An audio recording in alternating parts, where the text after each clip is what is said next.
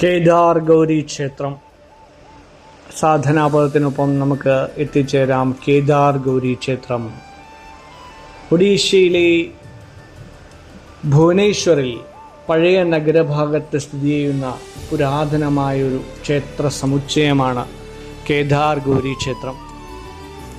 മുക്തേശ്വര ക്ഷേത്രത്തിന് തൊട്ടടുത്തായാണ് ഇത് നിലകൊള്ളുന്നത്.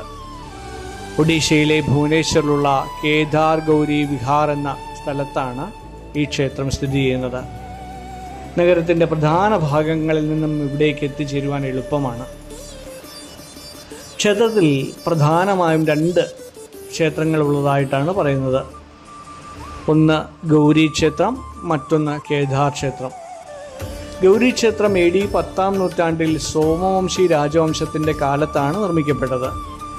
അതായത് നമ്മൾ നേരത്തെ പരാമർശിച്ച മുക്തേശ്വര ക്ഷേത്രത്തെക്കാൾ പഴക്കമുള്ളതാണിത്. കേദാർ ക്ഷേത്രം AD 12-ാം നൂറ്റാണ്ടിൽ ഗംഗാ രാജവംശത്തിൻ്റെ കാലത്ത് നിർമ്മിക്കപ്പെട്ടതായി കരുതുന്നു. മറ്റൊരു ഐതിഹ്യമനുസരിച്ച് ലലാദേന്ദു കേസരി എന്ന രാജാവാണ് ഈ ക്ഷേത്രങ്ങൾ പണികഴിപ്പിച്ചതെന്നും വിശ്വസിക്കപ്പെടുന്നുണ്ട്. കേദാർ ഗൗരി ക്ഷേത്രത്തിൻ്റെ ഐതിഹ്യം ഭക്തിയേക്കാളുപരി ഹൃദയസ്പർശിയായ ഒരു പ്രണയകഥയായാണ് പ്രാദേശികമായി അറിയപ്പെടുന്നത്.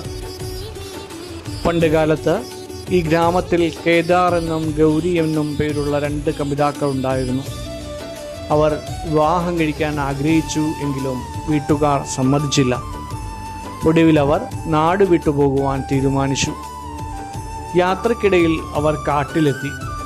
ഗൗരിക്ക് വല്ലാതെ വിശന്നപ്പോൾ ഭക്ഷണം തേടി കേദാർ ദൂരേക്ക് പോയി.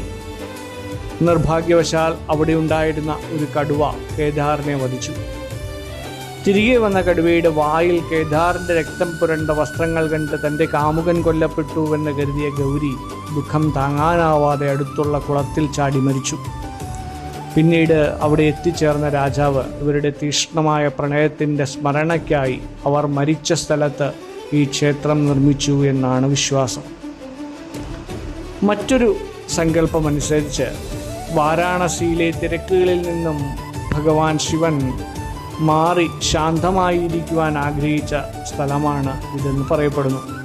ശിവനും പാർവതിയും കേദാറും ഗൗരിയുമായി ഈ കേദാർ ഗൗരി ക്ഷേത്രത്തിൽ കുടികൊള്ളുന്നു. ക്ഷേത്രത്തിനടുത്തുള്ള മാരീചി കുണ്ടം, കീരകുണ്ടം എന്നീ കുളങ്ങൾ ശിവൻ തൻ്റെ ത്രിശൂലം കൊണ്ട് ഭൂമിയിലാഴ്ത്തി ഉണ്ടാക്കിയതാണെന്നും അതിലെ വെള്ളത്തിന് സർവ്വരോഗങ്ങളെയും മാറ്റാനുള്ള ശേഷിയുണ്ടെന്നുമാണ് വിശ്വാസം. ക്ഷേത്ര സമുച്ചയത്തിൽ 2 പുണ്യകുളങ്ങളുണ്ട്. ഒരു കുളത്തിലെ മാരീചി കുണ്ടമെന്നും കീരകുണ്ടമെന്നും.